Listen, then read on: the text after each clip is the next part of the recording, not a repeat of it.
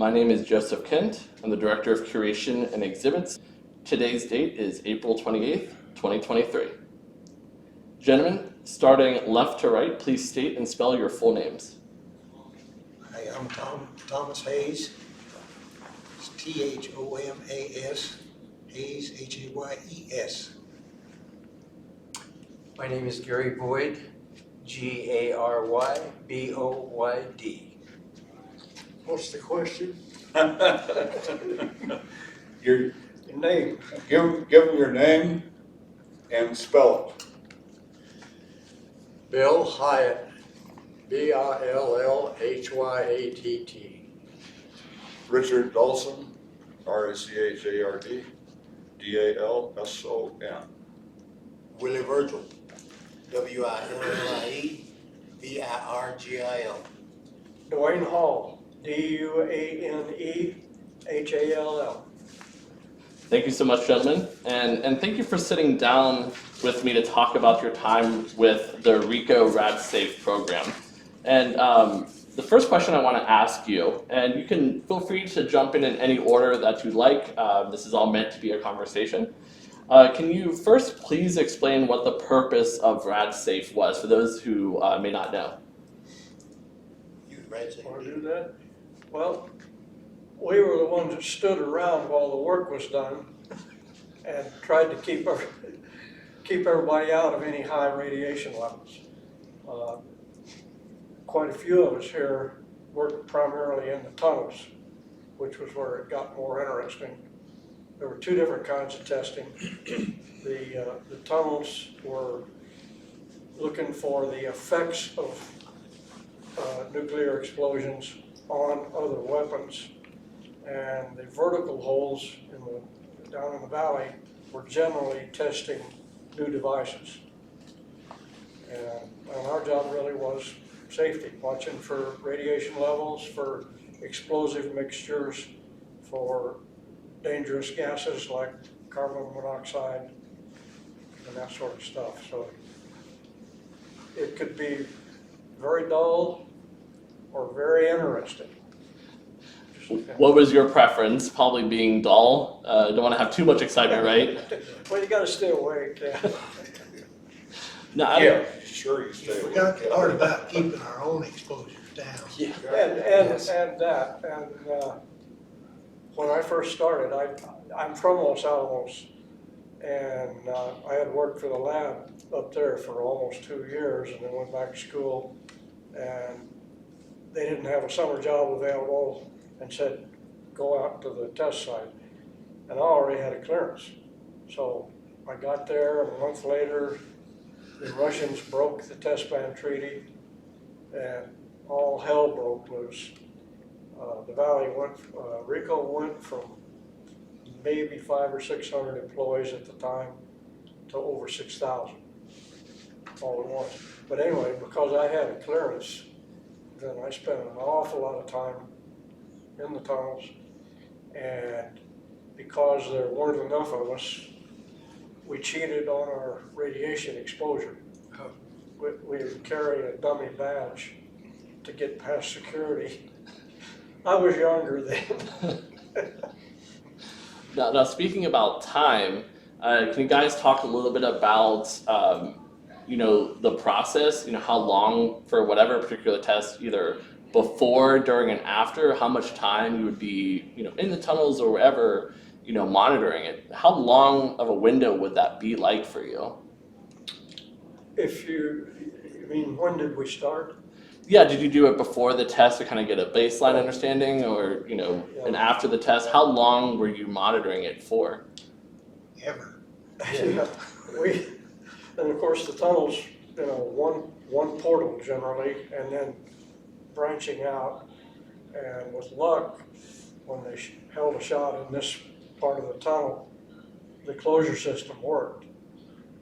And other than an initial re-entry, you were good to go and keep working elsewhere. But a lot of them didn't work out so good. And so the military, which was primary driver of the tunnels, wanted to see what happened, what went wrong. And we could be there for months doing a drill back one way or the other, or a mine back to get around it. And we were there 3 shifts a day, and occasionally one of us would get in a close to fist fight with the tunnel boss because we told them they can't go any further because of the radiation level. And guys tried to fire me twice just for that reason. Guys were kind of like guard dogs at points, saying no doing this, right? And, you know, a miner wants to make home. That's right. Of course. But anyway, and some of these guys may have had the same kind of experience. Oh, many times. There were many times when you'd reach a point where this is as far as you can go, and they'd say, well, we got a job to do. You know, that's fine, you've got a job to do, but our job is to keep you safe. And this is as far as you go. And they, of course, set it up the chain of command, and then it usually went to the labs, whether it was Sandia or Los Alamos or whoever the lab was in charge of that particular experiment. They would step in and say, okay, you've gone as far as you can go. And it sounds like, you know, as we go through the conversation and talk about some of the stories, you know, and some of the more lighthearted ones I'm sure you want to share too, I think it's really, you know, great to highlight the fact that, you know, just based on the conversation now, you really took that job seriously. And I think that's a real big takeaway, is that you were there to make sure that everybody was safe, and that was your job. And so I think that's a great point, so thank you. Yeah, well, I'll tell you what, every one of us has spent more than one shift in breathing apparatus, Yeah. face mask or self-contained breathing apparatus. Yeah, Self-contained breathing apparatus you wore on initial entries. And it's improved quite a bit, but some of us go back to the McKays. Yeah. That was my first one in McKay. McKay converted what you breathed out into oxygen that you could breathe back. And they weighed 40 pounds, and I didn't weigh much more than that. They were good for 2 hours. And the thing about it, the McKay that was interesting was that you had to purge the system every little bit, because if you didn't, all of a sudden you were laying on the ground because you'd pass out.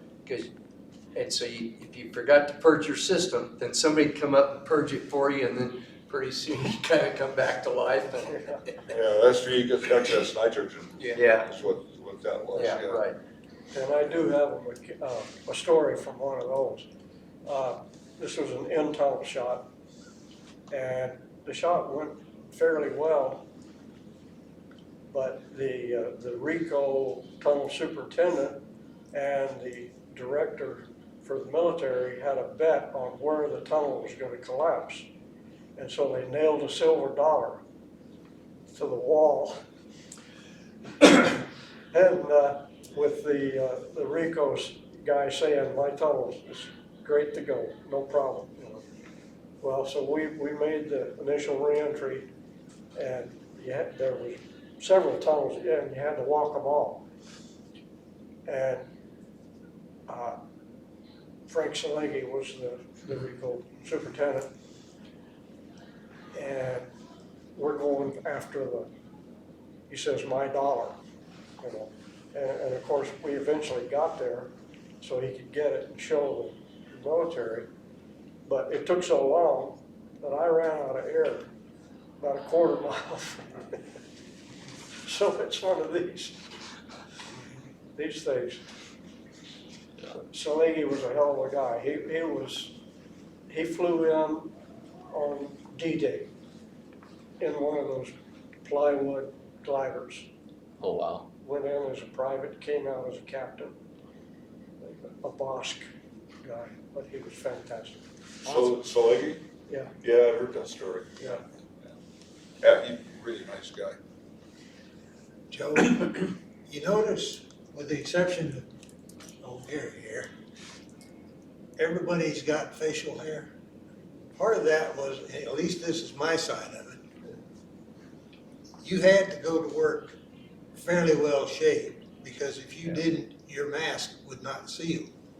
And we got tired of it, and when we finally got a position or got retired or whatever, it was the hell with shaving. So making up for lost time, Yeah. right? I've always had a goatee, but I carried a razor.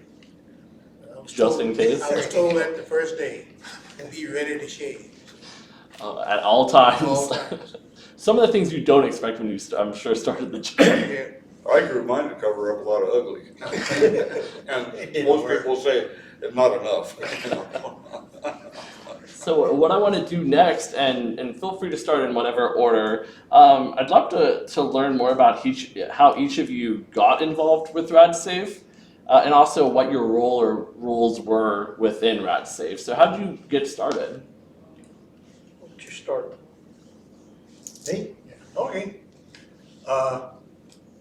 I was out of work, and a school friend went to work for Rico as a timekeeper, and I kept bugging him about it, and he finally said, okay, come on down. This was down in Carlsbad, New Mexico on the Gnome Project. I put in a form to get hired and was hired as a clerk working for the mine department. They had what they called a toplander shack right next to the shaft where everybody went down underground because they had to have identification and keep track of the number of people that were underground on a one shaft operation. That job lasted until they pushed the button on the device, and then my job ended. So I went home and went to bed and was called out about 2 hours later and says, hey, you want to go to work for RadSafe? And I said, who the hell is RadSafe? They said, they're the guys that wear the purple hard hats. There's a whole nother story behind that. But I said, okay, yeah. Went back out and worked for about 4 months down there and was transferred up here because that operation closed down for the time being. I spent from 61 to 80 in the field as a monitor, and from 80 to 81 I moved downtown as a monitor and was later made a supervisor. And the last 20 years of my existence with the company, man, no, it was the company, was downtown working on records and classification. Thanks so much. Well, my story is fairly similar in that I was out of school. I'd gone to Arizona State, and I wanted to stay in Arizona, but there were just no jobs in Arizona. So I called my stepdad, who worked for U.S. Public Health Service, and I said, "Hey, if I come down there, can I get a job?" He says, "Well." He says, if you come down here and you're not working for a week, it's because you don't want to work. So I jumped in my car, came down, and I got a job originally as a bus driver. And then Rico called me and said, hey, we have a job available for you. And I said, okay, and I jumped in and I ran Xerox machines. So I was kind of a clerk. And me and Bill Tamani and George, oh my gosh. George Allen? George Allen. We were all clerks together.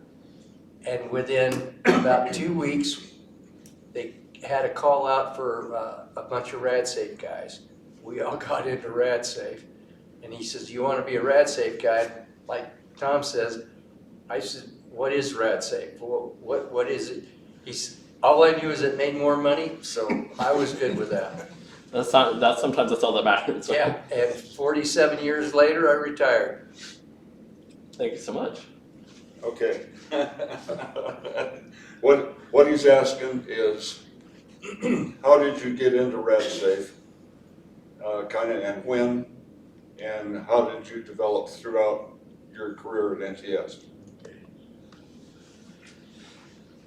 Well, I started out broke down and living in the back of my car, and I had one person in Las Vegas that I knew, Duane Hall, and God bless him, he he paved the way for my start.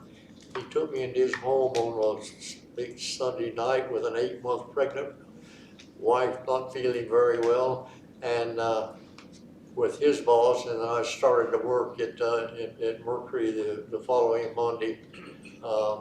Started out as a clerk type job there, stayed there for several years, and moved up to logistics, and then later into the rad safe portion of it.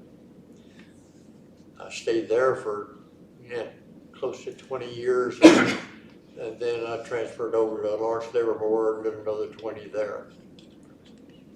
Perfect. Thank you so much. Okay, I started. Yeah, you did good.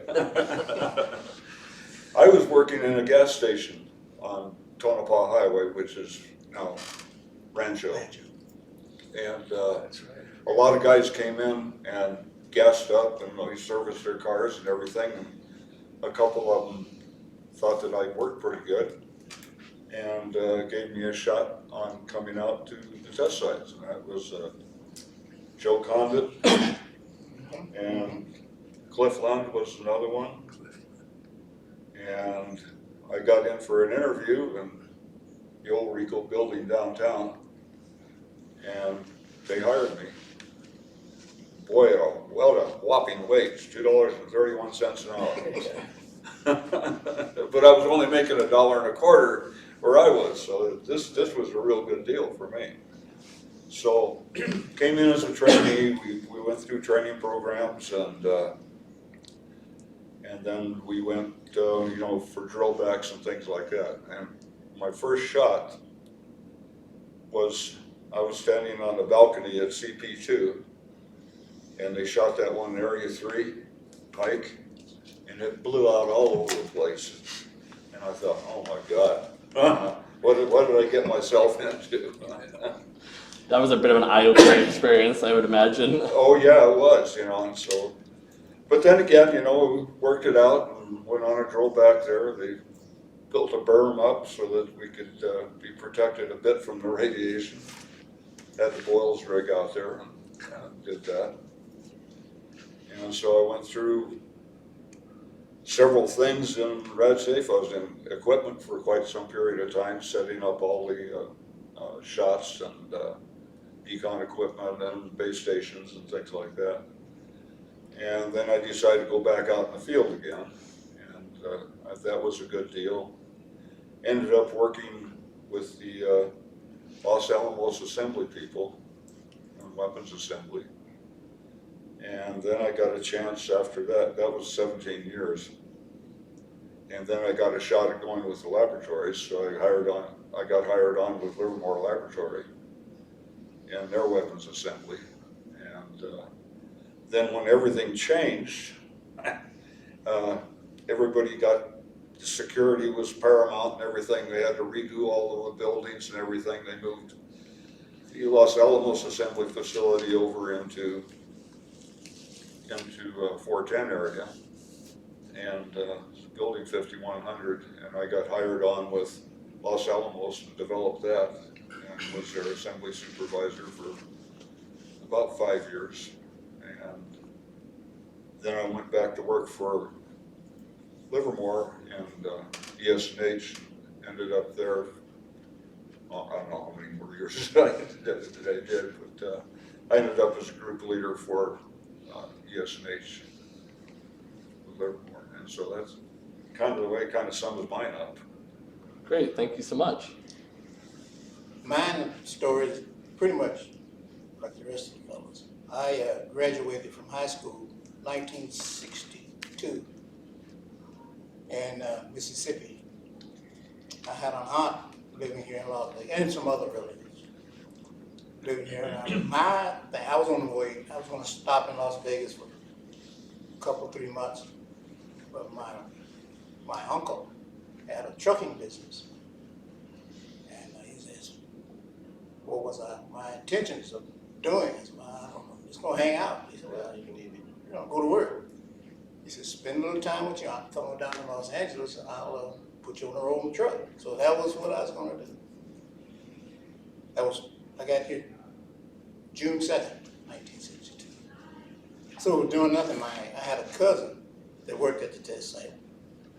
He came by, he said, you wanna go to work? Because I wasn't doing anything. I said, yeah. He said, you wanna go to work at the test site? I said, what the hell is a test site? I had no clue.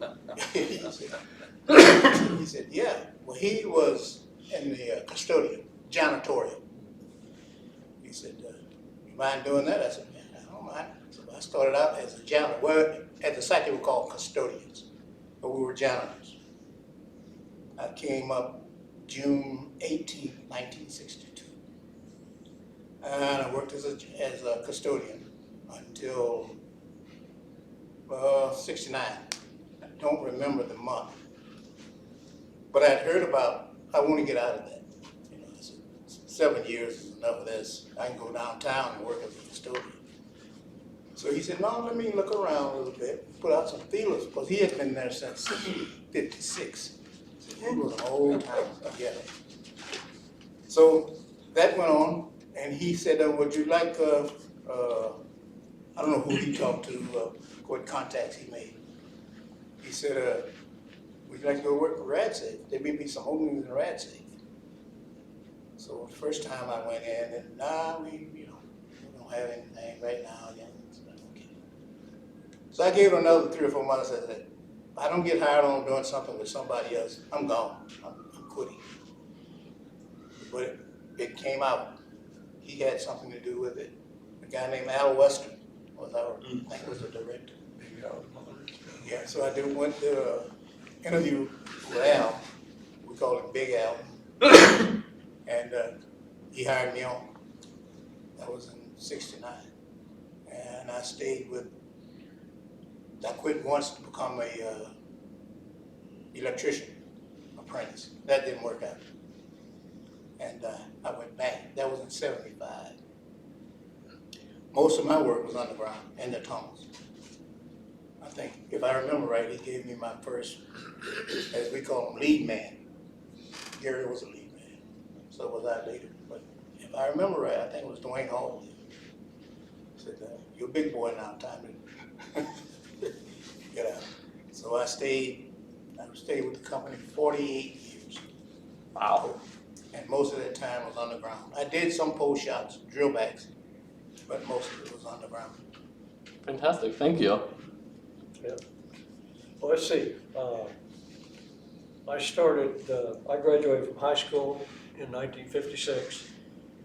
Did 2 years of college, and I didn't like the major I had chosen.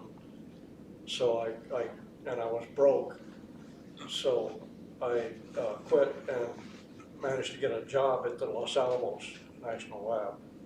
LASO it was called back then. I worked there almost 2 years and went back to school for a year. And summer came along and the lab in Los Alamos didn't have a summer job available. They said, why don't you try RICO out at the test site? And I was hired for supposedly the summer. About a month or so after I started work, the Russians broke the test ban treaty. And I worked 12, 14 hours a day for the next 6 months. That $2.31 an hour back then added up pretty fast when you were paying $1 per meal and I think 75 cents a night for a place to live. And so I went back to college flush and almost finished. Anyway, I came back to the test site and liked what I did. The drive could get to be a problem. You guys may or may not know there was no 4-lane highway. The highway was called the Widowmaker.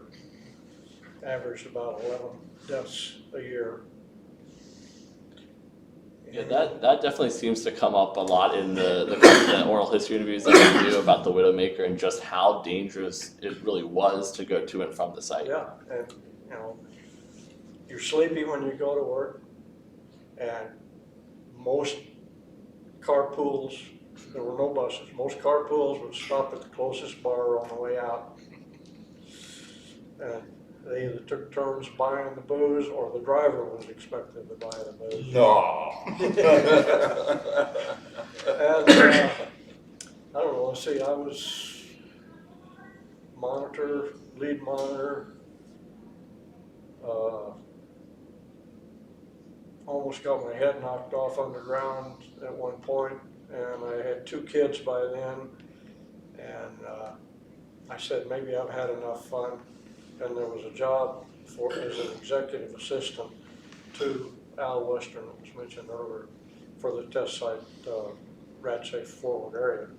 So I bid on that job, and I got it, and managed to use correspondence courses and summer school to finish a degree in what turned out to be labor relations and business management.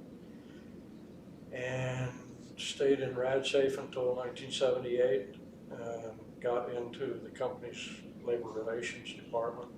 Stayed there until Rico left in 95 and went to EG&G Special Projects. We worked at a place that doesn't exist. Understood. That also comes up a lot, as you can imagine, in these kind of conversations. So you had mentioned the Widowmaker and how dangerous it was. Can you kind of, all of you, and we can start with Duane this time, talk about, did you have any experience with that yourself, any stories, or just really embellishing a bit on really the danger of it and also what it was like to go to and from the site? Because I think a lot of people listening would be interested in something like that. I have a story with Gary. Gary and I worked together a lot at the tunnels on some of the drill banks. I think it was a Saturday. Yeah, it was a Saturday morning. We had worked overtime, and we were leaving, departing CP. Gary asked me, he said, "You okay?" I said, "I'm fine," which I was at the time. But about halfway home, we took a ride out in the desert. I went to sleep, but thank God, he wasn't hurt, I wasn't hurt, my vehicle wasn't hurt, I lost the hubcap. That's right, I remember, we went looking for that hubcap. But went home, went back the next day and found my hubcap. Yeah, sure did. But I went to sleep. But I had been involved in 2 or 3 accidents, but no one was hurt. That's great to hear. And how long were the hours like? I know, of course, with certain tests, it wasn't uncommon for them to be pretty early in the morning, but what was an average workday like for you guys? I know, talking about being tired, give those listening kind of a sense of like what the hours looked like for you on average. No, go ahead. It's interesting because most everybody reported either Mercury or CP. If you were in rad-safe, you reported to the job. Now the job might be a drill back up in Area 19. So if the job started at 8 o'clock in the morning, that means, and if you lived in Las Vegas, well, you're talking a 140-mile trip one way. So you had to make that 140-mile trip just to start work. Then you put your 8 hours in, and get back in a government truck, go back to where your car is, and then drive the rest of the way home. So you were talking anywhere from 280 to 300 miles just to and from work, plus putting in an 8-hour day, unless they kept you overtime. In which case, you even more than that. And after Bainbury went, remember Bainbury? We did the decon pad. It was 12 on, 12 off, and we did that for 7 days a week. And I remember working 43 straight days. In fact, you were on that with me. Didn't you work graveyard with me? Yep, so. Yeah. So for 43 straight days, we were 12 on, 12 off. That made me well. I paid off every debt I had with the overtime. But once again, I think by then I was making a whopping $3 an hour. But and it does sound like, just based on the conversation so far, and also with Bainbury, that it it wasn't uncommon if something came up, that unforeseen circumstances or whatever, that it wasn't uncommon, like you said, to work a lot more than just 8-hour shifts. Oh, yeah, if somebody called in sick, you were on a drill back, somebody called in sick, say, hey, you're gonna have to pull a double shift, in which case you work 16 hours that day. And then if you're working 16 hours a day, or that day, and you were up in area 19 or 20, you didn't even go home. There were a lot of times I'd just get in my pickup truck, go out few feet away from the drill rig and go to bed, and then get up and go right back to work. Because there was no point going home. This all kind of ties in with the idea you had to be smart enough to know how to do the job and crazy enough to do it. Yeah. There was a bunch of single guys rented a house over in what was called Twin Lakes area. We called it the 3300 bunker. And if your crew didn't all show up at the carpool, you'd check a bar and then go over to the 3300 bunker and see if you can find a sober enough rad-safe guy and throw him in the car with you to go make the next shift. Yeah, we had bunks at CP too, Yeah. so a lot of times we could do that. I used to keep a week plus worth of clothes out there in my locker. We all had lockers at CP, and I always kept a couple changes of clothes and maybe even a couple cans of soup or something, so that if something came up, I was somewhat prepared.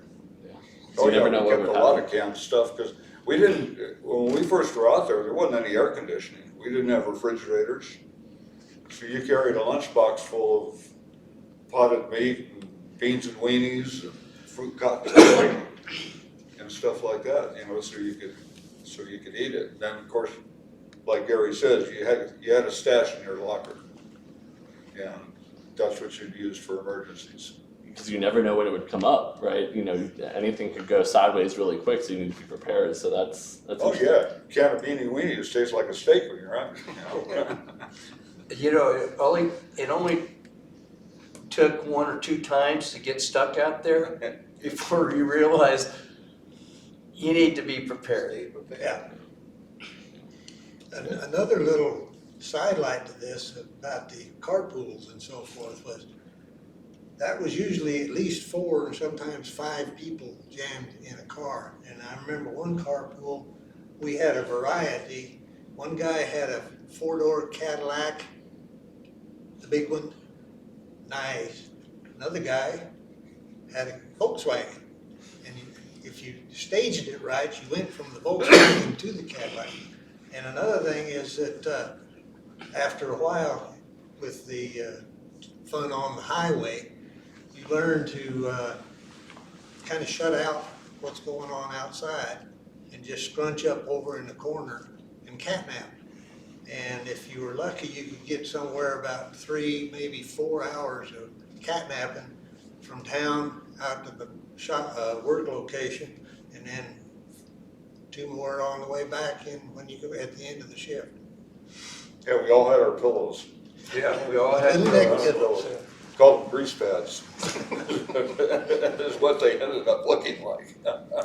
We had a supervisor, Darwin Hoskin. He was one of the guys that had a Volkswagen. And I remember Darwin and Jerry Silver, myself, and I don't know who the 3rd, 4th person was. And Darwin was driving, Jerry was sitting opposite him in the back. And they got to arguing. And Jerry dove across the street. There was this fight going on, and Darwin was trying to drive the car, and it was just, I'm surprised we weren't killed. Yeah, I'm surprised a lot of us weren't, yeah. It does surprise a lot of the people who visit the museum, especially our younger visitors, just learning how kind of rough and tumble it was, and also just how limited you were with the type of, you're talking about the no refrigerator, no air conditioning and things like that, where they sometimes are surprised to learn about that, but you had bare minimum you know, at the time, yeah. Yeah. Well, the name of Darwin Hoskin reminds me, he and I were working a grave shift, and Triple L had a shot in JIK, one of the 3 tunnels, and they didn't have the elaborate closure system that was developed later. They would have the tunnels were J-shaped, and they'd have laborers go in and sandbag. And then at this particular shot, there was also kind of a bank vault door that it was not much different than a regular bank vault door to hold. If the shot went full yield, it would close itself off. In this case, it didn't go full yield. And the bank door ended up about a quarter mile away across the valley. And I wasn't able to see it, but they had people right under where that tunnel was. You know, safety, what's that? That's why we call Lawrence Livermore Brand X. But anyway. Hey, that was my favorite, watch it. And among the people that were there was a guy selling coffee and donuts for the cafeteria. And he was just in a station wagon loaded with his stuff. And he picked up the cash register and ran down the highway with the cash register. That's what was there. But anyway, because Darwin Hoskin and I were on brethren, and they told us, okay, do the initial survey. And so we went curling around the mountain, got back up, and I took the portal and Darwin went up above me. And I had a T1B radiation instrument. It looked like a shoebox, and it was about as effective as carrying a shoebox in terms of. That's a good hammer though. And I came up at an angle, and I was reading. They wanted to know where the Tim R line was. So I came up and I was getting, I went, okay, here's 5R, took another step. Wow, completely pegged out, was way over 50R. And I took one giant step backwards. And that was, the line is wherever you want to call it, and we just hauled out of there. But Darwin was another good guy. I worked with him. So as we're talking about kind of personal experiences out at the site, and I know we've had a few already, but are there any other experience that you had that kind of stick out as being, notable? I mean, we've talked about Bainbury and things like that, but is there anything, and like I said, whoever wants to speak up first is fine, but are there any personal experiences kind of stand out to you that kind of, I guess, represent what life was like out at the site and the type of work that you did? Tell them about Bainbury from your viewpoint. Oh, Bainbury, we were 5 or 6, I don't remember the guys that was in the van. We were headed to Area 12 early in the morning. And at that time, they secured the area where the test was going on, but the areas, especially 12, because we had the tunnels to support, was open.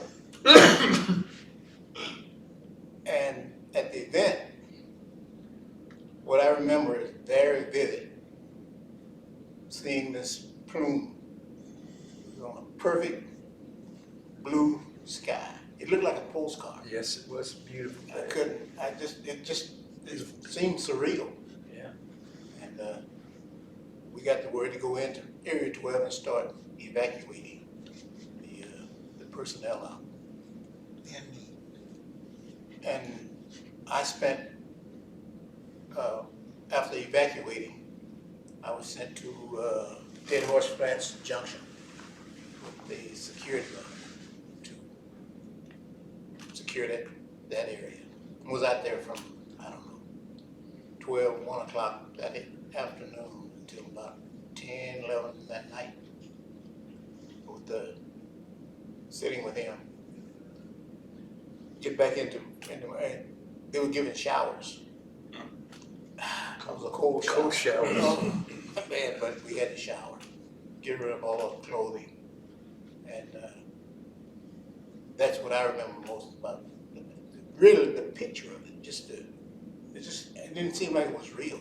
You know, we knew what was happening, but no, it can't be. Yes, it was. Always get caught up in the moment when you actually see it, because Yeah, it didn't seem just like it was a postcard. You know? yeah, because at that point, you know, there hadn't been any above ground atmospheric testing in a while, so it almost appears, when you look at a photo, it almost appears as if it's a mushroom cloud, you know, but isn't. It of did. course. That was my first thing. I guess these guys, all of them, was at the site before I was, had been through some of that. Pipe was one. I wasn't there for that. Bayberry was my first.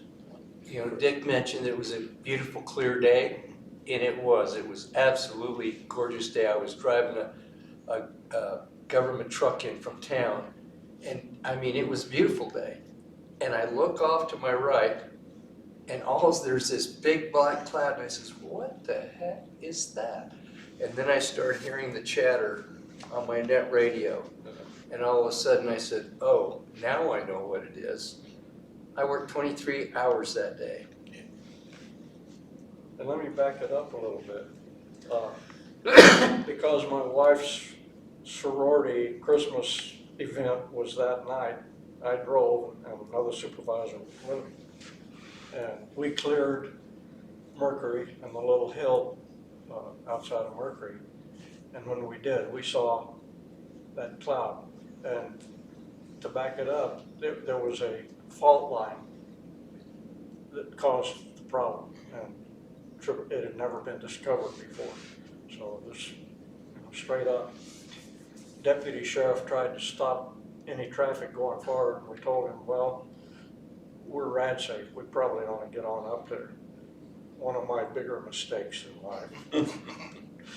So he let us through, and because I was familiar with control point activities, I went there with our boss, who was already there, and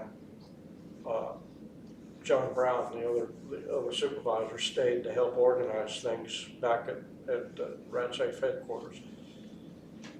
And so after a while, I got a call from my lead monitor, whose last name I can't remember, John, somebody, saying the cloud is coming right over. And I said, I'm watching the TV screen and it's just showing the cloud is going over Area 51. And John says, find a window or a door and look out. So the lower part of the cloud where all the TV cameras were pointed was going over Area 51. There was a wind shear. And the top part of it was going right into Area 12, which is only 3 or 4 miles away. And we had day and graveyard people up there, probably several hundred people that security wouldn't let them move.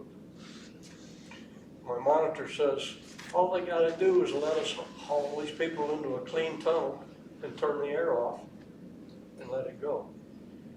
And so I went back to my boss and told him what was happening. He took me to the test director. And the guy says, no, I see what's on TV. And I said, come here, I'll show you the goddamn cloud. Took him to the door. And then he says, okay, well, we get security to turn people loose. There's a back road out of Area 12.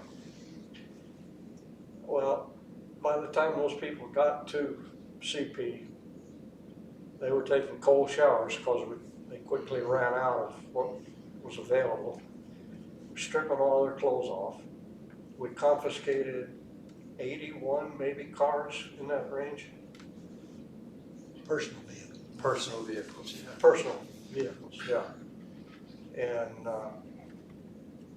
the cars, anywhere that was greasy on the car, and because of the dust, became contaminated and it would stick to it. So all the gaskets had to come off of the cars, air filters, any kind of filter, anything like that. Some of them cleaned up quickly. Some of them, We it was buried. months before we got rid of the last one, and, that one, the government finally bought, because the wife refused it even after it was completely repainted and reupholstered. Now, how long did it take to get everything really controlled on the site after Bainbury? Because it sounds like they were going through, you know, whether it's cold showers or, you know, confiscating the personal vehicles and all of that. How long until everything sort of, I guess, returned to normal as much as possible for the site? Because of the timing, this was a week before Christmas, something It was like that. December 18th. Yeah. Yeah, Uh, 1971. shut it down. And as far as, they just, the Few work days later. completely stopped in the forward area for about 2 weeks. And RadSafe and various crews went up. Again, I was responsible for the roadblock. We were suiting out about 1,200 people a day in radiation safety gear. So the miners could go to work. They were anxious to get another shot off. And John Brown was responsible for decontaminating Area 12 camp. They bladed everything off after washing down all the buildings, and then hauled away the top layer of dirt, and then put gravel on top of everything. And fission products go away fairly quickly. In about a year, you're not really going to see enough to worry about. So that took care of cleaning up the camp, and people were allowed to go back to work. But one last thing, I remember the woman who was in the shower or was still being monitored, you know, out of the crowd that came out of Area 12 camp. And the guy says, "Ma'am, you're going to have to shower. You have contamination in your hair." She takes her hair and goes like this. Heck with that. Yeah, I heard that story, yeah. Yeah. But looking back at that, remember what Duane stated. If we got into Area 12, collected some instruments, started taking readings, well, we knew the cloud was headed towards, but like you said, it sheared off. And I think it took some convincing higher ups that it was going over Area 12. They were looking at the top of it. Yeah, it took over an hour between Department of Energy and security to get people turned loose so they could go around the back and get out of there. It's crazy. And while those guys were doing that, I was sitting in the middle of Area 12 camp, watching the cloud come up the highway into that canyon where Area 12 camp was. And I immediately got on the phone and called our management at CP and said, "How's about we get the hell out of here? It's coming right up." And he said, "No, it's not." I said, "Well, I'm standing here looking at it coming up the road." They went and talked. One thing was they went to the fire chief and told him to set off the alarm, which was one of those air horns that they used to clear the area. He refused because the test director told him it wasn't going that way. So we were kind of going back and forth. I finally just went back and got in my truck and sat there and waited until these guys came along to relieve me and get out. And from there, that was at just after 7 o'clock in the morning. But by the time they got there, it was closer to 8. And I spent most of the day at CP showering. By the way, the cold shower deal was right before that happened. They decided to overhaul the water heating system in building CP2. That's why there was no hot water. But we spent that afternoon getting showers. We went to Mercury, had, what's the word I'm looking for?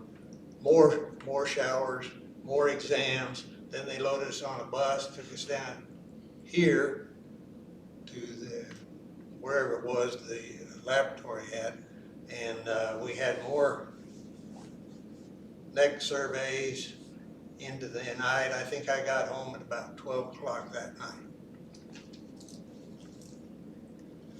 And it took about a month, before they really reopened the site.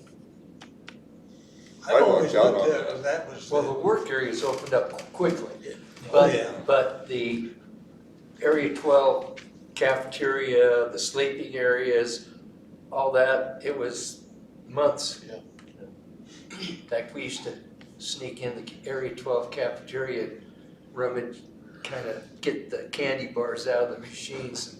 We figured by then the half-life of everything was gone, and we'd eat those candy bars that were in the machines. they were sealed anyway. They were sealed. I lucked out on that. I had vacation, and so when Nate and I were married, we left from CP and went to Idaho. So I was gone until after the first of the year. Well, I went through that rigmarole on shot day, and then the next day started my vacation, which was till after the first of the year. Then I went back out there and worked on the decon pad 12 hours a day for about 2 weeks. We finally got all those cars and trucks cleaned up that we could. Well, thank you guys. It was interesting to hear from different perspectives, being on different parts of the sites and experiencing or being the lucky one to be able to get out before it happened. Are there any other experiences you'd like to share? Bainbury, of course, is a fascinating one, but is there anything else that you'd like to talk about? Any other events that you witnessed? I don't know if Billy would like to talk a bit about his experiences, or whoever else would like to kind of speak about other events. Gary, you might tell him about picking up BBs. Yeah. It got me a cushy job for about 4 years, but we had a boss that he said, we have a 10 curie cobalt 60 source that needs to be cleaned up. Well, I don't know if you understand the implications of 10 curies of cobalt 60, but it's a pretty healthy dose. Uh-huh. So Danny Helm and I were relegated to go clean up this source. So Danny and I went down to the old source storage building. We went in, and I'd been a monitor for, at that time, about 10, 12 months, but less than a year. Danny was an old timer. He'd been there about 18 months. And so we went in, and there's the pig sitting there with the source. And the source it's about that tall, about yay big around. And when they explained this thing to us, they said it'd be a slot screw cap. You take it off, and there should be one encapsulated pellet. So Danny and I went in, and I said, okay, Danny, you're the expert here. He says, okay. So we built a lead wall. And he says, here's what we'll do. I'll run in, open up the big pig. You pull out then you run in, pull out the source and put it behind the wall. I'll run in, open it up and pour it out, and then we'll clean it up. So that's what we did. Except all of a sudden I hear Danny say, oh shit. And he runs back out. He says, it wasn't one encapsulated pellet. It was, I think, 11 little BBs. Well, that's all we saw. There may have been others, but that's all he counted. And so we went back and called our supervisor, Cliff Lund. And Danny had done something kind of interesting that we all got a ration of crap about from old hands. We went and got TLDs and put them on our fingers. And I didn't even know what a TLD was. That's cool. So anyway, we called Cliff, and he says, well, clean it up, put it back together, and we'll worry about it later. And he said, okay. So we cleaned up the pig, got it all as deconned as we could, and then He says, okay, here's what we'll do. You run in, put it down. I'll run in, pick up the BBs. You run in, screw it up, and then throw it back in the pig. We'll close it up and call it good. So that's what we did. Then we went to dosimetry, and we said, we've got these dosimeters. Can you read them for us? He said, yeah, sit down, take a break. We'll have the information back to you. The guy came back and he said, where the hell have you guys been doing? What were you doing? This is what we were cleaning up a 10 curie cobalt 60 source. My estimated exposure was 55 R to the body, 665,000 MR to my extremities. It went to Congress.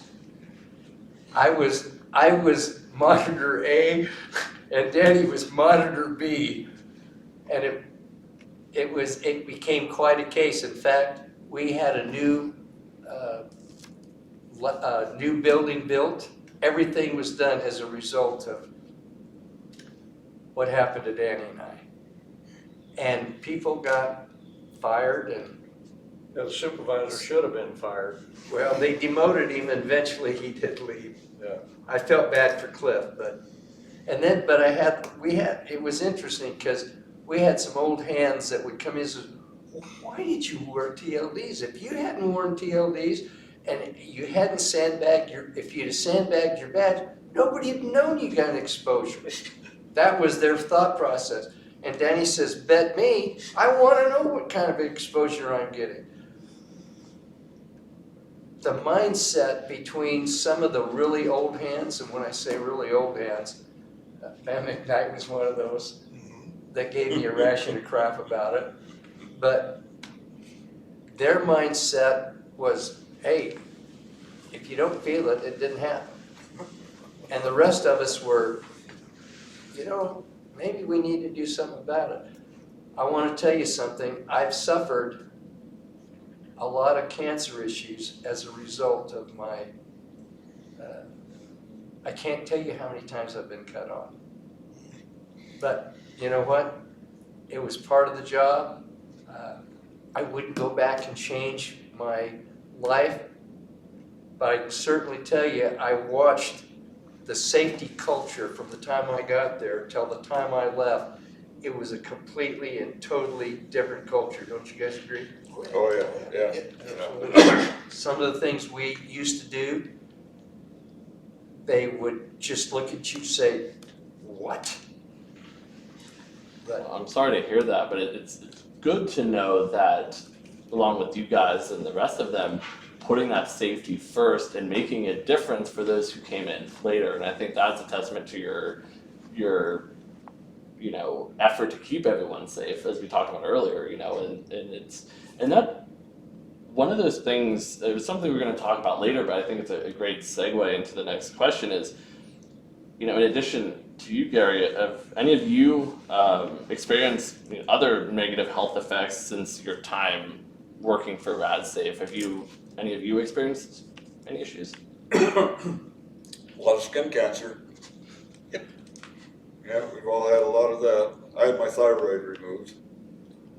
And that was all part of the game now. I mean, you didn't think about it back then. No, I didn't.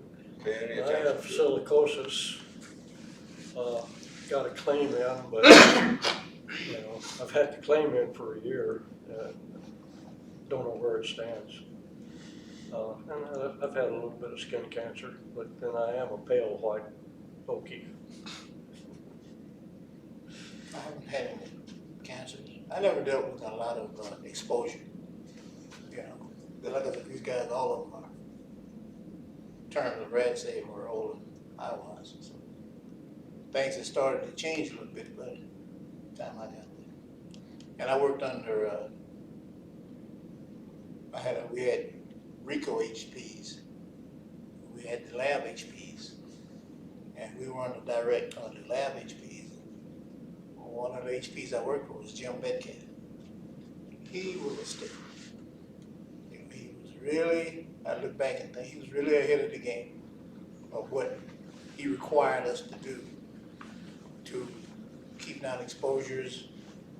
We work with beryllium a lot. You know.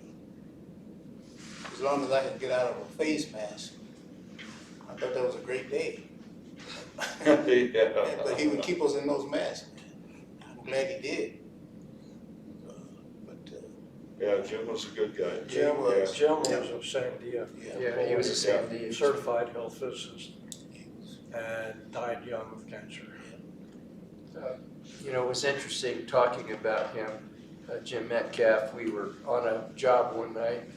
I relieved a guy named Barry McNeil, and we were doing a drilling operation.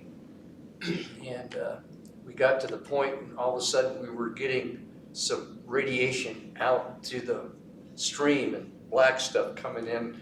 I says, we're shutting this operation down. And so the superintendent says, no, I've got orders to drill back, and that's what we're gonna do. I says, no, we're shutting it down. Were you there that night, Willie? On the graveyard when the drill was drilling back into the cavity. Yeah. And I said, no, we're not doing this. We're not going any further. And he says, the guy, he says, we are. And I went over and I picked up the phone. Oh, there was a guy from the lab that was there, Dr. I can't remember what he was, but he was picking up little bits of glass. And he was all excited about all this glass he was picking up. Yeah, you hit a good seam. Yes, we did. Yeah.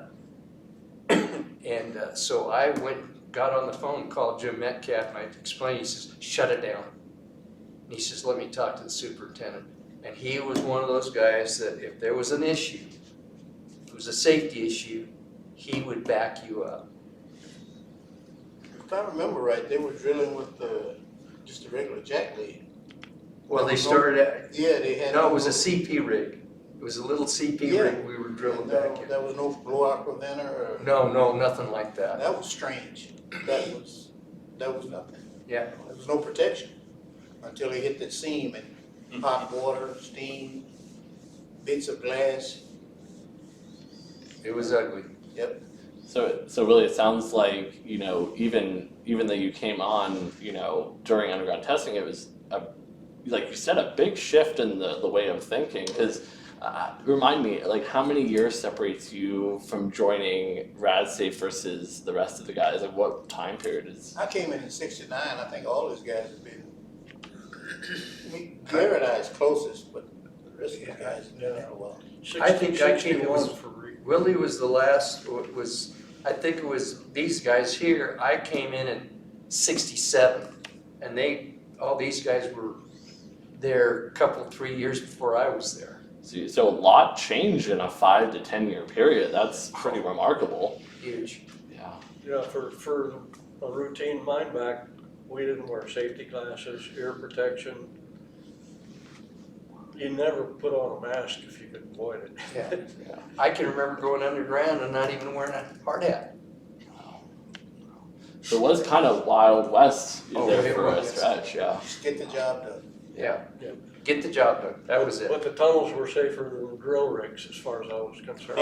I believe that. Yeah, you get hurt on the drill rigs. Yeah, if you looked at most of the roughnecks on the drill rigs, none of them had all their fingers. None of them. They were all, yeah, they'd wrap that chain get wrapped around, and there was going, oh, I lost a finger. It was all, Or set a piece, a chunk of drill pipe for those vertical rigs, pretty heavy. Not only there, you lose your fingers, but while I was in college, I had a friend whose dad had a drilling operation in New Mexico. And he was like this to him, just bam, and it's gone. Now, out of curiosity, you know, talking about the accidents, whether it's drilling or, you know, due to what's going on in the tunnels, how many, you know, was there, trying to think of the best way to frame the question, but, you know, when you're out there, is there someone nearby that you can get help with? Is it pretty far away? Like, when there are emergencies, who is? We had people you 8 depend on? stations, different places, like there was a Area 12 aid station, there was actually on back shifts, there was when the site was going full blast, we had one in Area 20, we had an aid station, Area 20, Area 17, Area 12, Area 3, Mercury, of course. Yeah, they had, CP. and of course, Area 6, Yeah, and a long time ago, they had one Area 9, yeah. you know, so there were several of them. I had a crew, we were going up, we were on a drill back, we were getting ready to start graveyard, and I was ahead of my crew. And I got to the top of 12, getting ready to drop down or going up into the mesa. And I radioed back to the guy who was driving the van with the crew, and then I says, John, I says, it's real, it's snowing, and there's fog, so be very, very careful coming up. And he wasn't as careful as he should have been. I lost 2 crew members, 2 of my crew in a rollover. You remember that? Yep. Yeah. And then for the next 2 days, they had me off work dealing with talking to the wives and the families. And that was tough when you have to do that sort of thing, dealing with people that you have to tell them that their loved one was killed in a car wreck, going to work, or whatever. There was a point there, I don't remember the year, that Rico had 6 fatalities in a year, and they just shut us down. And everybody learned to do better. But there were some pretty wild accidents. I had a friendly acquaintance, I guess you'd call him, who was on one of the vertical drill crews, and his son started to work also as a driller. And they were in the process of drilling one of the large diameter holes. Rico could drill at least 8 feet, maybe 12-foot hole. 12 foot was the biggest. that Yeah, they did. you could drop a Jeep in one of those things.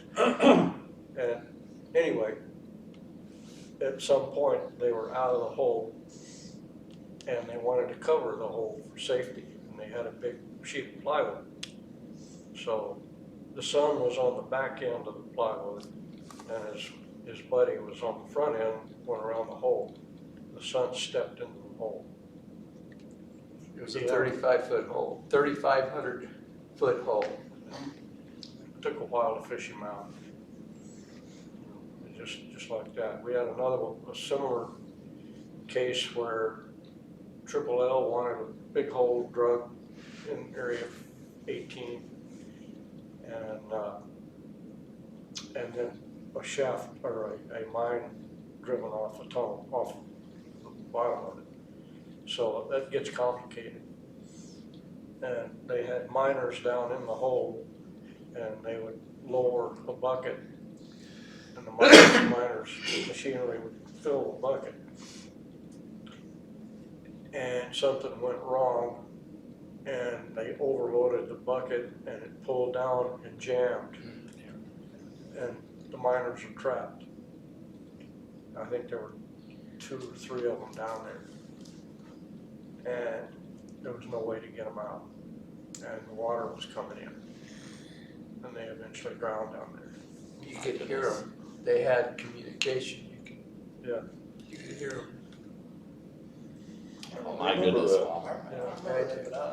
Yeah, and we didn't have, rat safe wasn't there, this was a clean hole. And you knew these guys, you worked with them. The miners were good people, I always thought.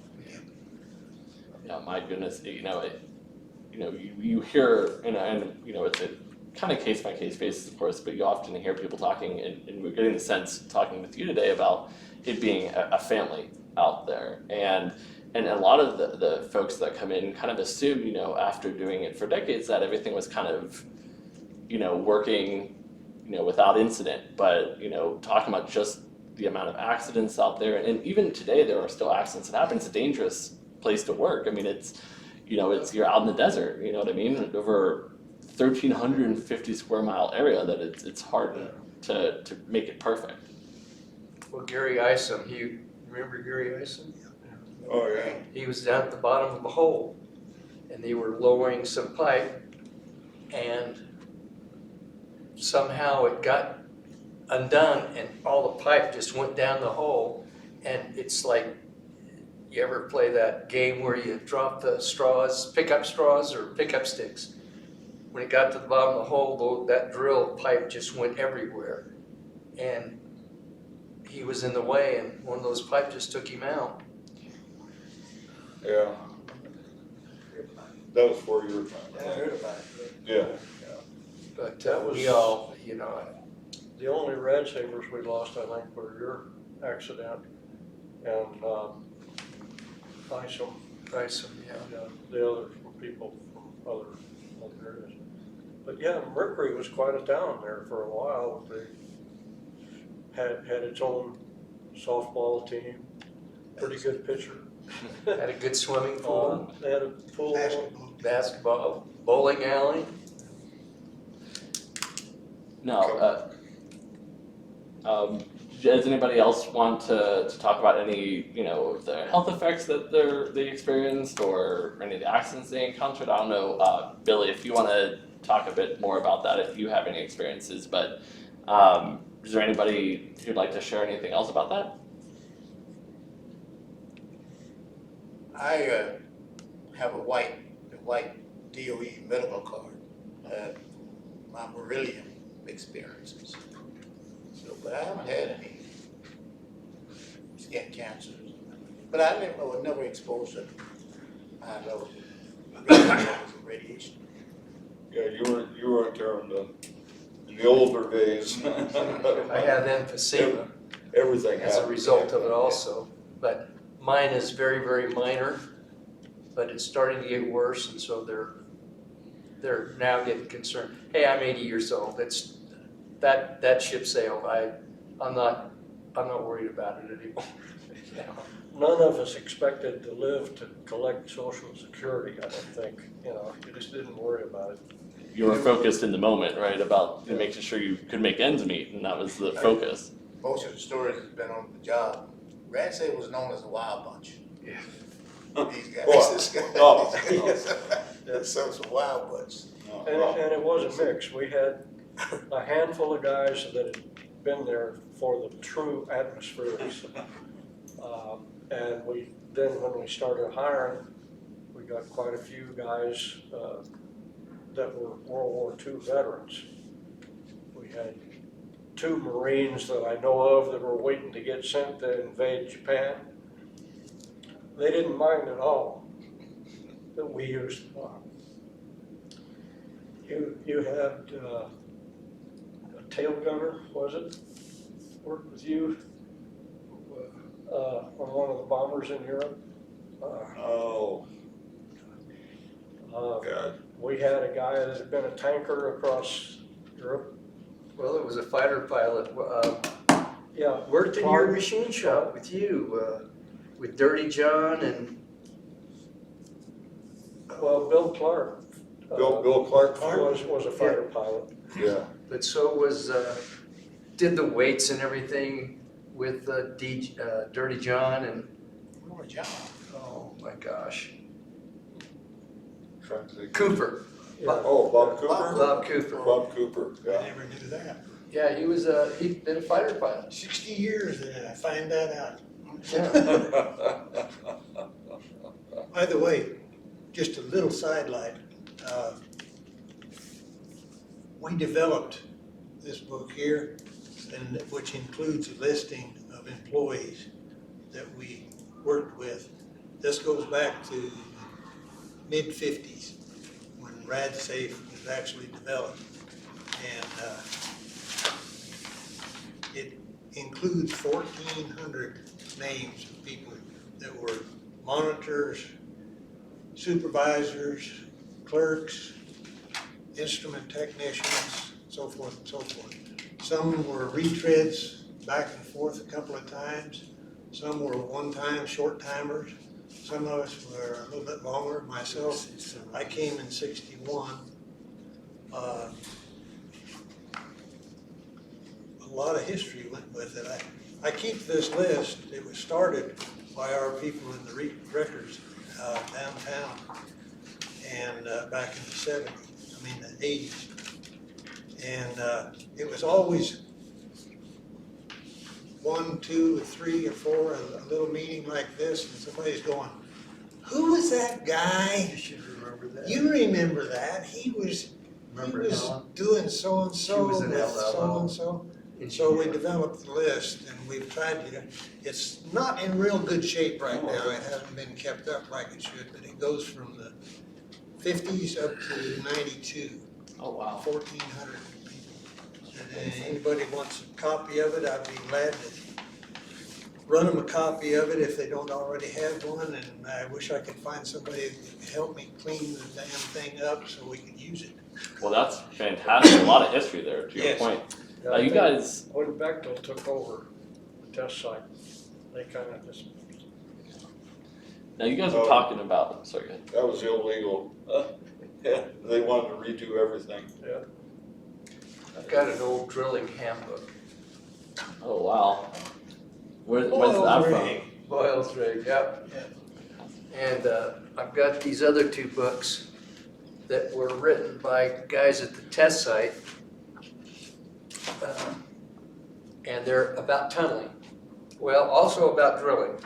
But one is called Building the Cage, how they did the mining and the drill backs, and then it was Caging the Dragon. And I've got that King the Dragon somewhere. yeah, and one of the guys that was responsible for putting this together, he and I used to do tours together. And we'd take tours underground and show everybody. And he told me, you know, how they put it together, he and about 4 other guys. And Bill Flangus was he did the prologue to this thing. So if you want to look through it, or, you know. Anybody ever remember this? There, Oh, yes. I don't know where I got it. Area 400 probably. Yeah. It's out of 400. Off somebody's back jacket or coveralls. Yeah, I guess, you know, how I ended up with it, I have no idea. Well, thank you guys for bringing those, and you know, one of the things you had talked about, and I'd love to kind of go a little deeper on it, is you were speaking about what life was like out at Mercury, and that's a question we get from a lot of our guests. You know, they learn about Mercury and the offices and the amenities and all of that. Can you tell us a little bit about what Mercury was like, some of the things that you're able to do, and just, you know, in its heyday? It was a little city. Oh, yeah. Movie theater, one of the finest steakhouses, I think, in the state at one time. Yeah. stayed cheap out there steakhouse. the night before the shot. It was self-contained.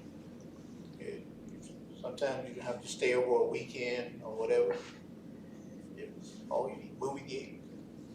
You actually had people that stayed there Yeah. all the time. Yeah. Cause you could get a special room for $5 a night. You know, that was your own room. Or for $1 a night or 75 cents, you could share a room with somebody. And, you know, it didn't cost you much. Well, and to your point about, like, you know, what you were making, you know, per hour when you're out there, you know, if it means not worrying about the Widowmaker and all of that, you know, 75 cents, $1, I mean, sometimes makes a difference if you're really tired, so. Well, a lot of people stay out there between wives. Yeah. Not necessarily their choice. There were, when they still had just film badges, you had to change them every month, and there'd be a different strip of color on them. And I was the RadSafe mayor for a while, area 2, which was a great job. And so one of my jobs was changing those film badges. And I would run into guys that had a 6-month-old film badge. They hadn't been off site, you know. And they were used to living in the desert, in the Mideast, you name it, construction drillers and all that kind of stuff. And guys that just weren't social. So that was what fueled all the real work, the hard work that was going on up there. I remember a story about that when we changed to the packets. Yeah, you remember that? And because the old ones were the black badge and with the film on the back the of double it. badge, and then This guy came down in Area 12, and we'd had these packets for quite some time, like 6 months or a year or something like that. Film badge had changed, he tossed his old badge on there. And I don't remember who was the monitor who was doing that. He said, "Where'd you get that?" He said, "My badge." Well, we changed to all of these. He had a little travel trailer and he was up on the mesa. And he'd been there for months. Just and nobody knew. Yeah, And no you idea. couldn't get back in the gate if your badge wasn't current. Your Oh, badge wow. wasn't current. Yeah, So obviously he never left. he Yeah, never went out the gate, you know? yeah, right. You just lived there. That was great. Well, one of the things I wanted to chat about too, and we've talked a little bit about your experiences out there, but one of the questions we always like to ask is, what was it like to witness an underground test going off? Can you describe what you saw, what you felt? Because it's always an interesting, perspective to get at the people who saw the underground test themselves. So let's start with Duane. Okay. Well, let's see, for that, I think it was probably the largest shot in the main valley. I think it was Los Alamos shot. And at that time, there were 2 older guys and a younger guy than I was and myself, and we were called the Bluebird team. And we were out forward, and our job was to chase the fallout cloud if there was going to be one. Which again makes you wonder about how smart any of us were. But anyway, we're standing about halfway between CP and the actual ground zero shot when it went off. You could actually hear it, and you could see the wave coming across. The youngest guy among us, Keith Ernest, had binoculars like this and was leaning on the fence. And when the shot went off, one of the older guys poured a cup of ice water down his back. He never felt it.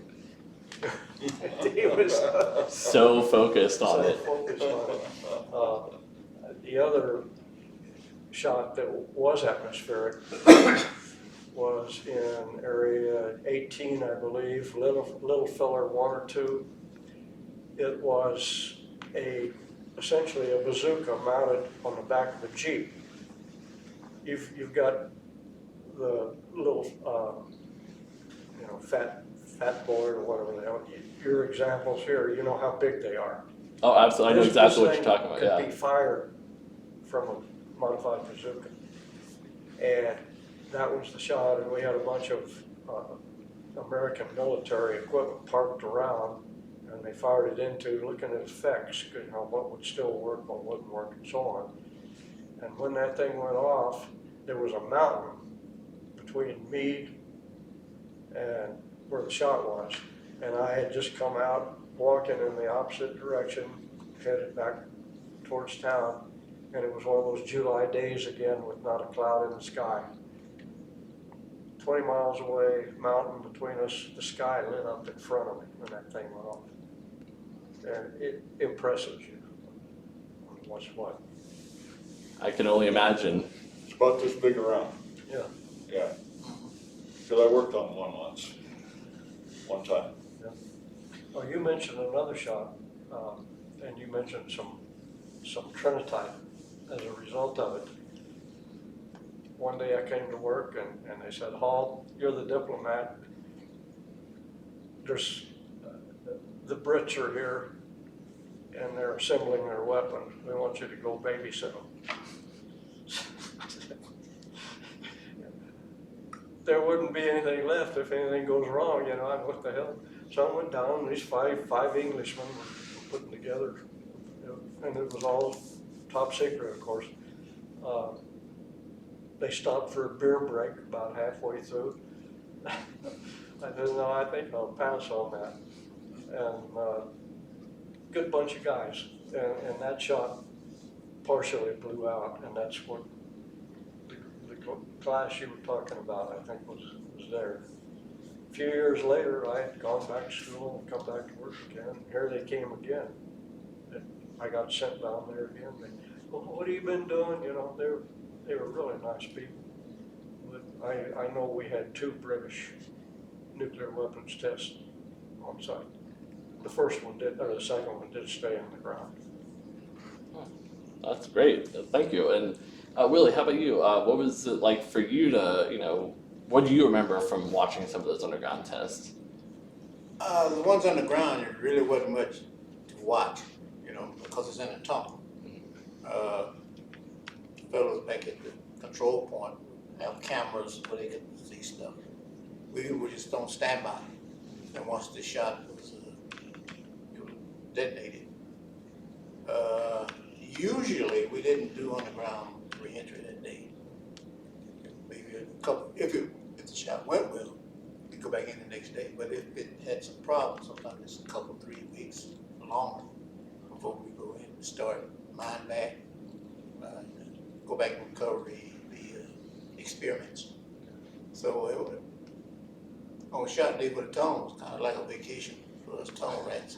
Hang out, waiting for the shot. Everything coming together, right? Yes. It's sort of a kind of a relief at that moment. Yeah. We had one that, I don't remember the name of it, these guys like that subsided. I had been on the mesa with, I think his name is Resvit. He was a geologist. And I was told that he had warned DOE that this thing could subside. And no way, because they do drill backs to get the rock samples, just, if it's the right makeup of soil or whatever. But it did. And some people got hurt on it. And one of our rad savers, one person that was there when it, so, but I don't remember. You remember the name of it? Juan Pena was there. Juan I think Pena Juan and Richard Solzano. Richard. Richard Solzano, Yeah. both of them. Yeah. Richard got hurt really bad. Yeah. I didn't know about that one. Oh, I think you were. Yeah, I was out of Radsafe. Yeah. Yeah. But there was another one. When they first started doing the drill backs down in the flats, they tried using these small rigs that could just, they could slant, but they couldn't move around. So then they started going back into the craters, and they built a little drill pad and put 1 or 2 regular drill rigs down in. And I was in the Radsafe station up on the edge of the crater area, and all of a sudden it's like this, and I look, and those 2 rigs are like this. Oh, wow. And it re-subsided, is what it amounted to. And guys were bailing out and, up the sides of the crater, and nobody was hurt. And the big mines thought about it for a few days, and then went back and put in a conveyor belt and started pouring dirt and gravel down what was an obvious hole right between the legs, between the rigs. And eventually they managed to fish the rigs out. No harm done. But it was a few exciting moments there. Sounds like it, absolutely. And, Oh, yeah. If that's the same one, when the rigs crossed, everybody scrammed up the sides and up the road out of the crater. And everybody looked around, and here's the man on the monkey board, the driller. He jumped up, grabbed a big old heavy rag that he had up there, threw it over the guy wire hold, and just down the guy wire, and landed about halfway up the side of the crater. He took the short way out. no, really, one question. You're talking about the tunnel tests not being, much going on when they went off. Now, I know one of the questions we get a lot of is, was there any shaking going on? Obviously, Oh, yeah. Yeah. There was some shaking, but if I remember correctly, the tunnel shots was not near as big as the, because it was more for effects. Like Duane mentioned before, other weapon stuff that way. But yeah, you could feel it. Yeah, you can feel them on the flats. Yeah.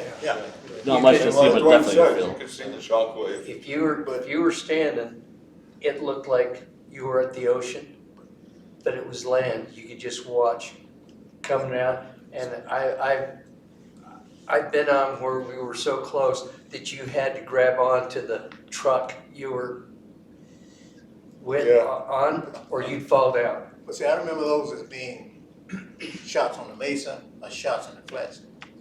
I don't remember a lot of tunnel shots doing a whole lot of rocking and rolling. Yeah, They didn't do that. Well, to your point, yeah, being a little smaller, A yeah, little smaller, because they you were would want 'em designed not for to. something else. yeah. Some of Yeah. those shots, there was a time when we had, air sample trailers, had a little generator on them, and you could have up to 6 or 8 different samplers on the back of the trailer.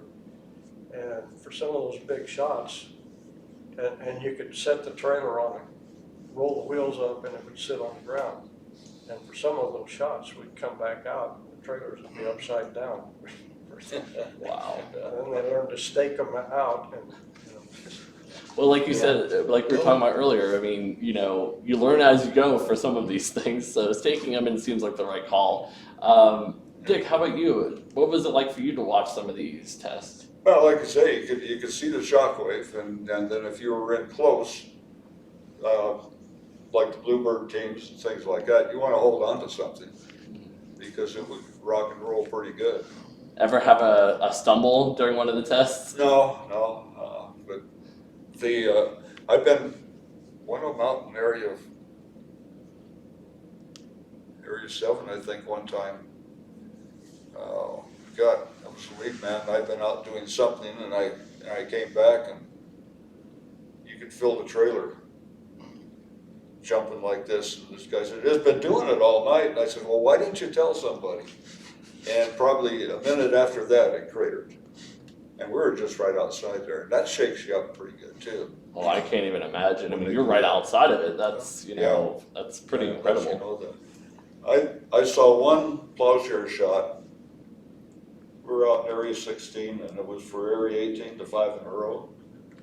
I did get to see that one go off. that's right, I'd forgotten about that, Triple L. Yeah. They were still doing the plowshare thing you're familiar with, looking at civilian uses, and so pop, pop, pop, pop, pop like that. It was kind of Was that nice to buggy? watch. I got to watch it. Yeah. Buggy? That was buggy. I've got a picture somewhere. I don't know where the hell it is. You had buggy, cabriolet, and Yeah, Cabriolet was one too. Yeah, That was area 20. Schooner. Schooner. Buggy, cabriolet, and schooner. It was that to talk about the plowshare program, was that more to try and do a canal or something like that? That's what it was. Yeah. 5 in a row. We did one with 5 in a row, and we did one with 3 in a row, and then there was schooner, it was just 1. And they were like if a farmer needed a reservoir, boom, and then you had a reservoir.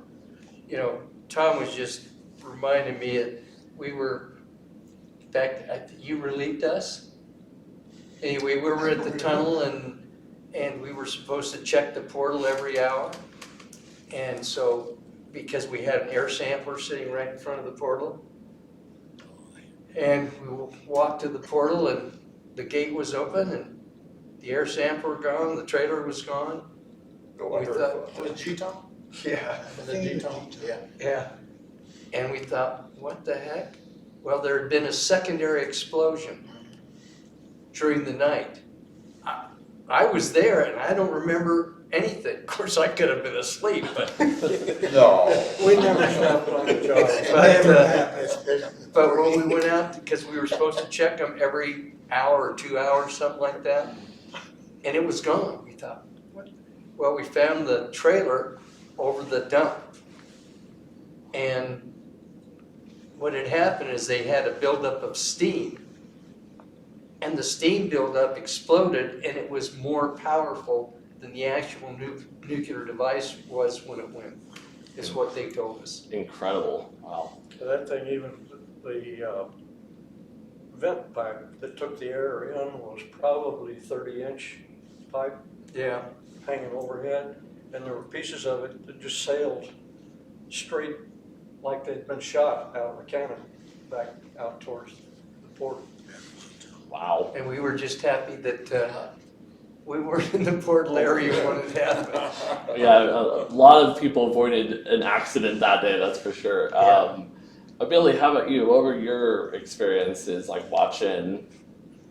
What was it like on shot days, or what was, like on shot days and watching the event, watching the shots, what was it like? I got a lot of free rides in the helicopters. It was, Yeah.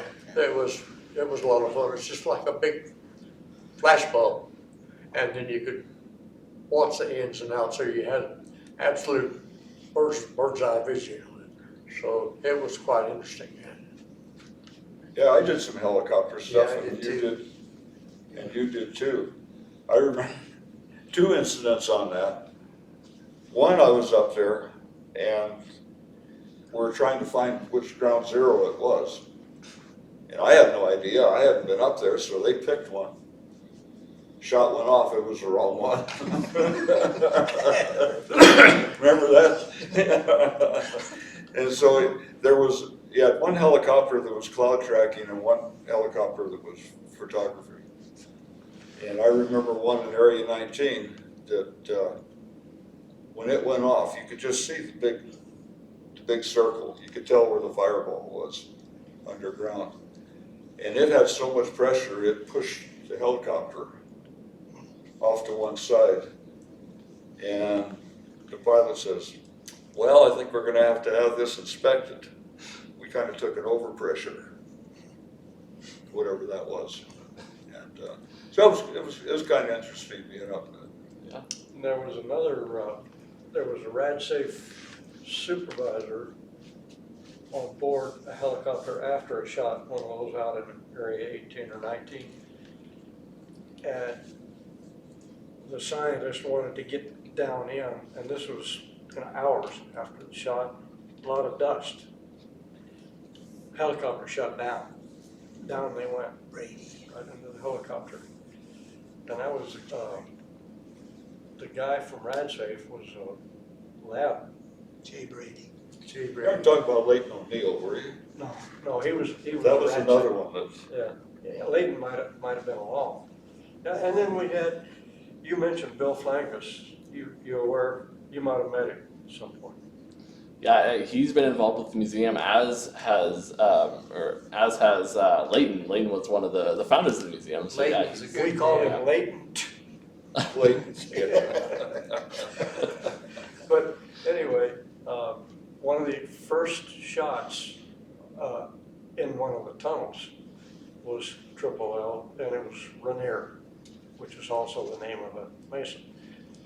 And after the shot, they walked in with Flangus being one of the really, participants. I don't know whether they had they had Lee Brown along as a RadSafer.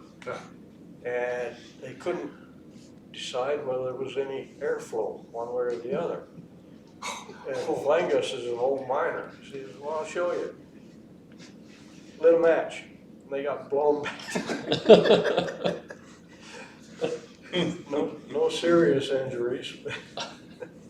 well, they found out though. Some fringed hair. Yeah. Oh, They had another shot up there that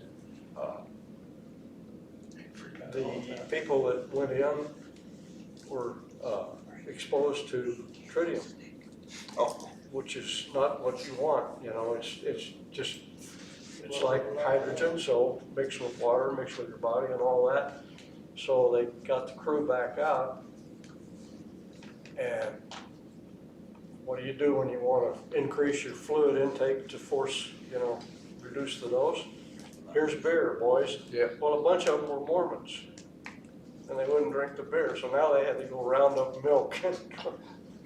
That was before any of us were there, but those are some of the early stories. We've heard from the folks who are out there for like the above ground atmospheric shots and stuff. Yeah, whether it's out at the Pacific or at the site, it's the Nevada test site. Talking about beer being always readily available to help flush the system if you need Flush to. the system. Yeah.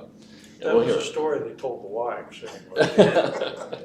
You know, the helicopters, most of us got to ride in the helicopters over the GZs and everything when they went, but what was kind of not necessarily fun, but every once in a while you get one of these hotshot helicopter pilots that just come back from Vietnam. He wanted to show you how good a pilot he was. That got kind of interesting sometimes. Hopefully no injuries from hotshot pilots. Maybe some wet pants, but I was with one crew out there one morning on the event, and we had one of those guys that you just mentioned that was recently sent back to the States. And he was showing everybody all of his talents with the helicopter. And everybody was kind of ignoring him on the helicopter except himself. Anyway, when the thing finally went, we were in an orbiting situation going around the GZ area. And the guy that was with me, the other RadSafe monitor, was fairly new. And I just happened to be looking over the pilot's shoulder, and when the countdown hit 0, he waited about a 1, 2, 3 count and give it a boom like this, and everybody went, "What the hell?" He said, "Man, that was a good one. The shockwave got clear up here." Sometimes you have to entertain yourself when you're I guess. We're on a side issue. We're on the 7th floor of the Suncoast, looking on the golf course side. And not too long after we checked in the other day, here came a military helicopter at our level on his way back to Nellis. And I said, well, there goes a guy who's probably, it's his last day at the base. Not too worried about that, right? Yeah. Now, one thing I want to ask you guys, as we're kind of wrapping up the discussion is, what do you hope that folks watching your oral history interview and learning about your experiences, what do you hope that they walk away with? What do you hope that they get out of listening to you talk about your experiences? What would you like to see them walk away with? I hope they realize that we had a kind of a tough job to do, and for the most part, I think we pretty well did it. I put in 44 years, and I think we were fairly successful. I think it had to be done. Something that the country doesn't understand now at all. But it had to be done. I wish it, the dragon had never got out of there, out of the cage, but there was no way to get past it. We're just normal people doing hard everyday work and being part of the system to protect the world. Without these testings, all the spin-offs from it wouldn't be where we are today. It was just, at the time, it was a job, but now I look back and see we really had a part in this country's defense. Especially from, RadSafe's the name, Yeah. but it's safety. And, just listening to you guys talk today about it, we've already mentioned about you taking that job seriously, but also you kept not just each other or, those on the site, but also off the site. Everybody was safe because of the work that you did. And I think that's important to keep in We mind. looked out for each other. Yeah. You Some can of you see didn't look out him. for as much as the other one, but we all pretty much looked out. Well, you have your favorites. You could see how safety evolved from almost no safety at all, where you stuck some cotton in your ears for your hearing protection if you even bothered to do that, to where it is now. It's we learned, we progressed, we evolved, and now the people that do the kind of things that we used to do, they're very well protected. You know, that's something. You know, a lot of people don't understand the tunnel shots, only about 10 to 20% was for weapons testing. Most of the DoD shots were actually, you had Westinghouse, General Motors, you had all these companies coming in to test their products in these LOS pipes where they couldn't test them anywhere else in the world. They couldn't do it themselves. And they'd set up these Teflon, things like that,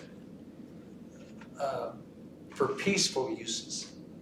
That these companies would come in and pay big bucks to put a little experimental station in a line of sight pipe. And people don't realize how many good things came out that were never intended for weapons. It was peaceful purposes. Yeah, it's the spin-offs. Yeah. That's a great point. You can, some of these certificates that I brought, they'll list all the companies that were involved in that shot. And you yourself know, do we need to talk about what the LOS pipe was and how that? Yeah, if you'd like to get into a little bit about it, yeah. Okay. A known device, small yield, is here. And then like a flashlight beam going out, will go down the pipe. The shot goes off. The idea is for the radiation to get down the pipe, but not the explosion. So various ways were done to do that, and it often worked, which means what it sounds like, often.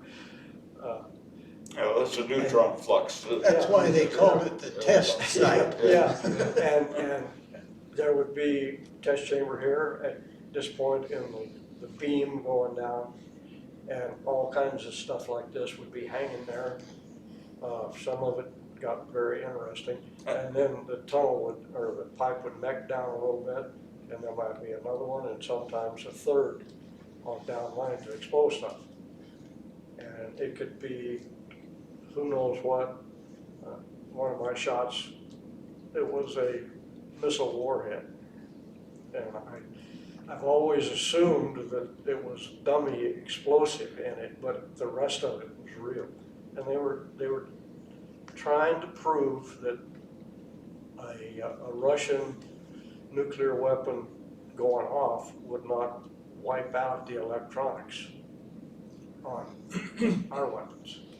They've done a pretty good job of that. It took a while. Well, thank you for explaining that. And, you know, what you're talking about with the site, you know, being a place where people could come in and do experiments they couldn't do anywhere else, it's something that still goes on. The site is still very unique in terms of other locations. You know, we were talking about 1,350 square miles, I think is what they say today. And, you know, the types of work that they're doing and making it available for different companies, it's still really remarkable. I mean, that's a big stretch of land, and there's so much you can do out there. It's really incredible. But you know, I just want to thank you gentlemen again for sitting down and speaking with me about the work that you did, but also to thank you for the work that you did in general. Just thank you for what you did to keep us safe, and really appreciate you sharing your stories with us today. And so thank you again, and really appreciate it. Thanks for the opportunity. Thank you. We appreciate it. And you haven't heard a damn word, have you? And I said, you haven't heard a damn word, Run have to the restroom, I'll be right back. Hopefully we get a copy of this. you? Yeah. Yeah. Let's hope so. I see you brought some of the same things I.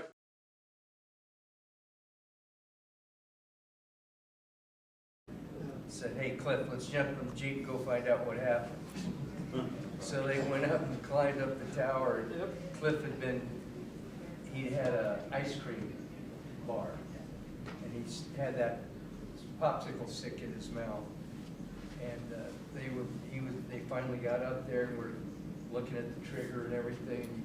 And the guy says, Cliff, give me that popsicle stick. And went in there and stuck it in there, and went boop.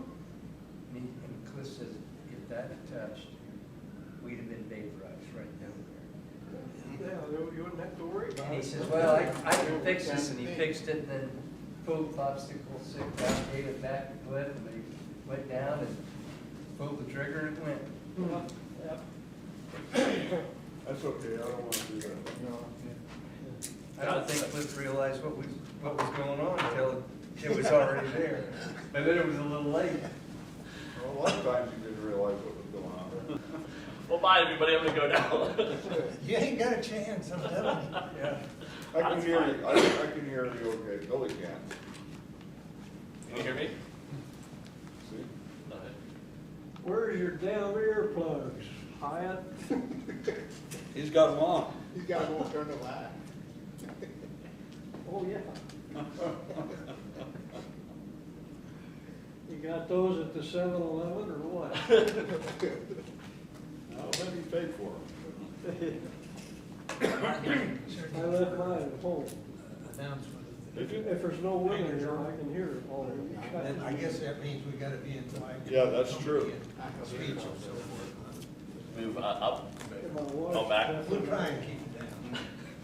and really- Maybe we can always edit it in case. It depends on how I get it. I won't tell her you said that.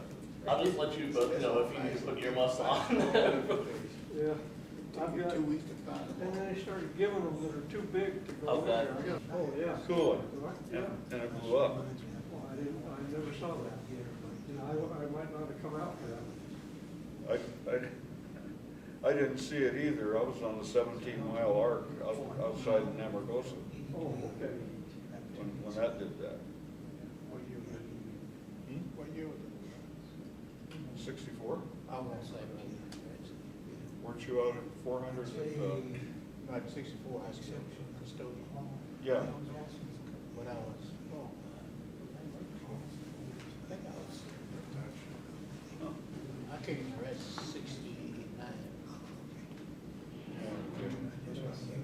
And when did they kick people out of there? Exceptional. Where? Before him and went. Pan Am took over. Everybody else came after me. I'm not really sure. Because that's the only one I was out there for, except for cleanup of other stuff, you know. I know we had to do that. When they were shutting that down, they had to survey everything. I was on swing shift. Well, you could do some surveying for about 2 hours, and then the rattlesnakes came out. So you couldn't pick up and stay there. Where was this at? Dalson? Hmm? Where was that at? I was 400. Oh, okay. You know, rattlesnakes came out at night, no Yeah. way. You didn't get out of your pickup after Yeah, that. they were a lot more there than most other places. out Yeah, there. had more places to hide. We had a drill back on top of area 16 south.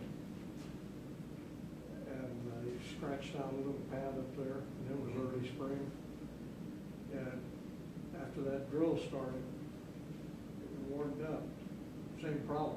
Oh, yeah, no doubt. Nest of rattlesnakes around there someplace. Yeah. It had territorial rights for a couple thousand years up there. Yeah, that's right. I remember, you know, one of the little drawbacks out there. It was loaded with rattlesnakes. Yeah, that was it. I was always afraid of that drill back. I just knew that one day that the rig and everything, drill pipe and all was gonna go right down the mountain. See, Yeah. one starts and. No, I know. Save some for the oral interview.